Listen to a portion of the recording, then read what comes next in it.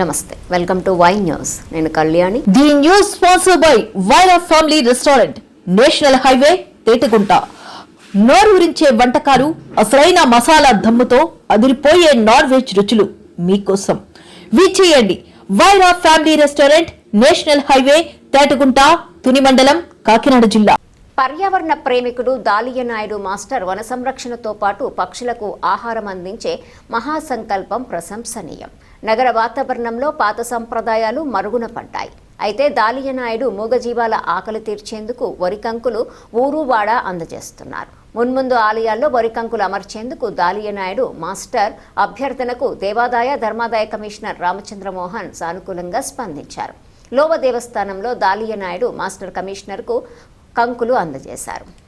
పూర్వం మన పల్లెటూళ్ళలో మనందరం కూడా చూసిన విషయం ఇది. వరికంకుల్ని గుచ్చి ఒక కుచ్చుగా చేసి ఇంటి ముందు ఇంటి వెనక కూడా కట్టేవారు, చూరుకు వేలాడదీసేవారు. ఎందుకంటే పక్షులకి ఆహారం.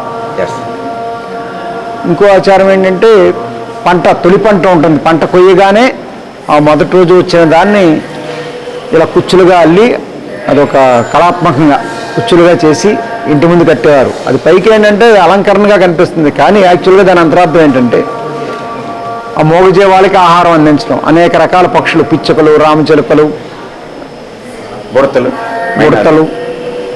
మైనాలు, అనేక రకాల పక్షులు వచ్చి ఇంటి ముందు అవి తింటూ ఉండేవి. అదేవిధంగా దాంతోపాటు ఒక కుండీల్లో నీళ్లను కూడా పెట్టేవారు ఇంటి ముందు తొట్టల్లో. ఇటు ఆహారం, తాగునీరు రెండూ కూడా. అంటే మిగతా మూగజీవుల్ని ఆదరించడం, వాటికి కావలసిన ఆహారాన్ని అందించడం మన సాంప్రదాయంలో ఒక భాగం. అయితే కాలక్రమేణా ఈ నగర వాతావరణం వచ్చిన తర్వాత ఆ సాంప్రదాయాలు కొంచెం మర్చిపోవటం, ఇటీవల కాలంలో పల్లెటూళ్ళలో కూడా ఈ సాంప్రదాయం చాలా వరకు అంతరించిపోతుంది. దాలినాయుడు గారు ప్రత్యేకంగా దీన్ని మళ్ళీ ఆ సాంప్రదాయాన్ని పునరుద్ధరించడం కోసం ఒక వ్యక్తి దీన్ని ఒక ఉద్యమంలా చేపట్టారు. చాలా సంతోషించదగ్గ విషయం, చాలా అభినందించదగ్గ విషయం. దానికి అందరూ కూడా పూర్తి సహాయ సహకారాలు అందించాలి.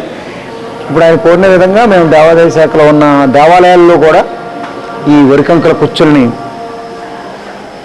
అలంకరించడానికి తప్పనిసరిగా మా వంతు కృషి చేస్తాం. అంటే మళ్ళీ ఆ పక్షులకి ఆహారాన్ని అందించుకుంటే మనం పక్షి జాతిని మళ్ళీ పెంపొందించుకోవటం జరుగుతుంది. దాని ద్వారా ప్రకృతిని మనం పరిరక్షించుకున్న వాళ్ళం అవుతాం. చేత చాలా ముఖ్యమైన విషయం ఇది. దీని విషయంలో ఆయన్ని ఎంతైనా అభినందిస్తున్నాను.